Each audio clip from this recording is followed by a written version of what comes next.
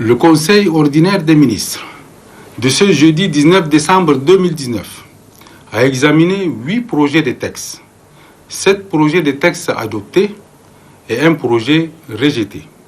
Le premier projet de texte examiné et adopté est un projet de loi introduit par le ministère de la Justice chargé des droits humains.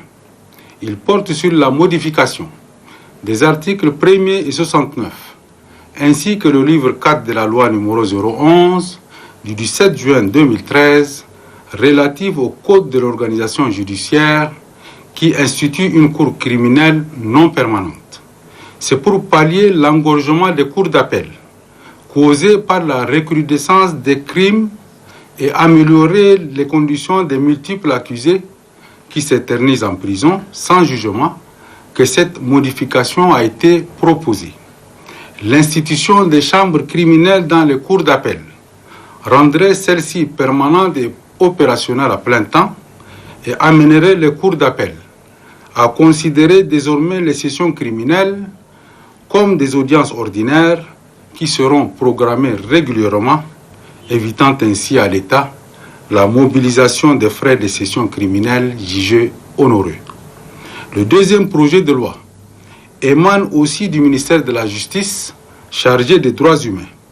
Il porte répression des actes de terrorisme en République du Tchad. Rappelons que c'est à la faveur des ateliers organisés en 2017 et 2018 qui ont réuni des experts du domaine qu'il a été relevé que la loi numéro 34 du 5 août 2015 portant répression des actes du terrorisme au Tchad n'a pas pris en compte certains aspects importants, notamment les atteintes aux personnes, les infractions liées au transport et celles liées à certaines matières dangereuses, ainsi que les cas de poursuite des mineurs et les règles de procédure dérogatoire aux règles de droit commun. Inspiré des différentes stratégies de lutte contre le terrorisme au niveau international, continental, régional et sous-régional, cette révision vise à combler ce vide observé en instituant un cadre juridique approprié qui prend en compte toutes les caractéristiques fondamentales des actes de terrorisme à travers une prévention et une répression cohérente et coercitive. Le troisième projet de loi est soumis à l'examen du Conseil par le ministère des Finances et du Budget. Ce projet de loi est relatif à la création de l'Académie des finances publiques et de l'informatique, en abrégé AFPI. Après avoir échangé sur les aspects de fond et de forme du dit projet de loi, le Conseil l'a renvoyé pour permettre au ministère concerné de l'argumenter davantage en tenant compte des structures de formation existantes pour une mutualisation pouvant conduire à l'efficacité souhaitée. Le ministère des Postes, des Nouvelles Technologies de l'Information et de la Communication a présenté au Conseil pour examen 2 projets de décret. Le premier projet de décret est relatif à l'obligation de souscription des boîtes postales sur le territoire national.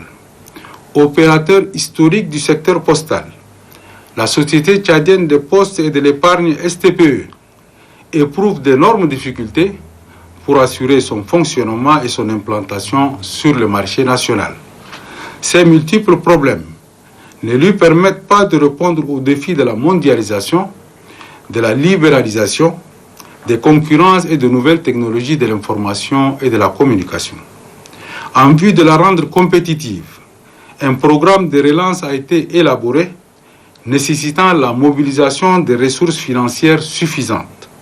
Le projet de décret préconise la disposition d'une boîte postale, une des conditions désormais à prendre en compte à l'immatriculation au registre de commerce et du crédit immobilier, ainsi qu'à la délivrance des agréments et autorisations des associations, organisations et sociétés.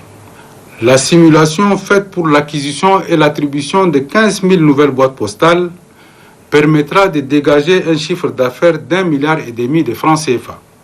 Quant au deuxième projet de décret, celui-ci porte sur l'exonération des pays du G5 Sahel du paiement des frais d'itinérance pour les communications électroniques internationales entrantes en République du Tchad. Ce projet de décret est la matérialisation concrète de la volonté des chefs d'État du G5 Sahel exprimée lors du sommet de Niamey au Niger, tenu le 6 février 2018. Par la suite, une résolution portant suppression des frais d'itinérance au sein du G5 Sahel a été formulée et adoptée au Conseil des ministres du 29 octobre 2019. L'itinérance ou le roaming offre une certaine commodité et permet aux populations des pays du G5 Sahel de communiquer au tarif local en cas de voyage dans l'un des pays membres, tout en conservant leurs numéros d'appel locaux.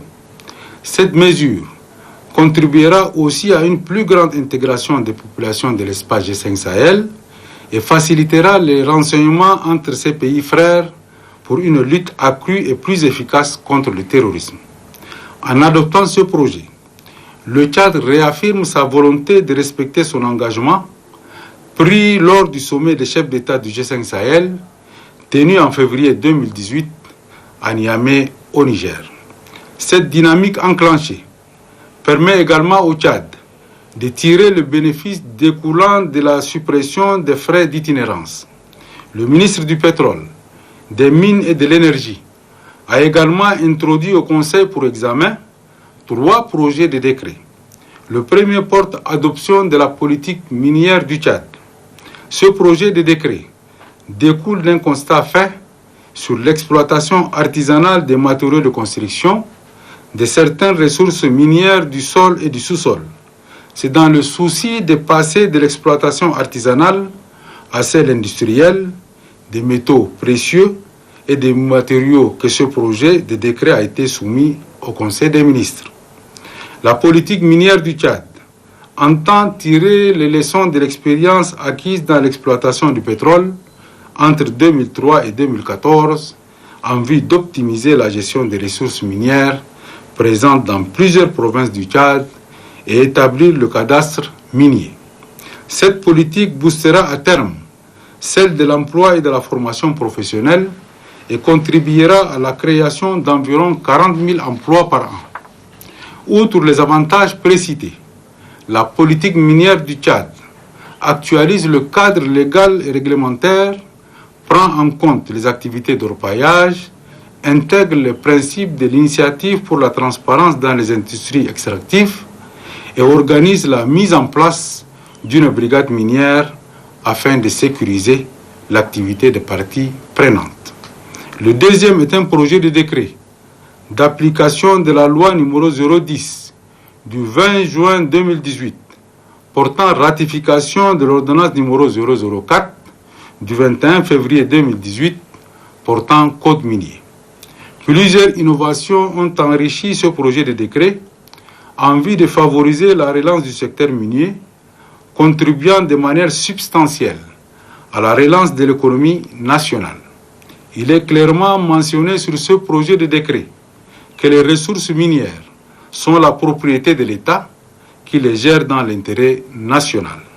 Par conséquent, le Tchad doit adopter des principes garants de la non-discrimination et promouvoir des textes législatifs et réglementaires pour développer un cadre juridique, économique, fiscal, favorable à l'investissement minier. Plusieurs paramètres sont pris en compte pour une meilleure collaboration entre l'État et les entreprises privées. Le troisième projet de décret porte adoption du programme d'appui au développement du secteur minier au Tchad pour la période 2020-2023.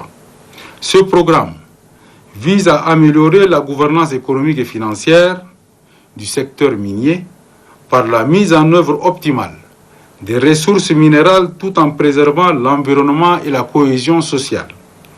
4 composantes sont retenues à cet effet pour sa mise en œuvre, à savoir l'appui à la réalisation des études, l'amélioration de la production minière, le renforcement des capacités techniques, la gestion et la coordination des programmes.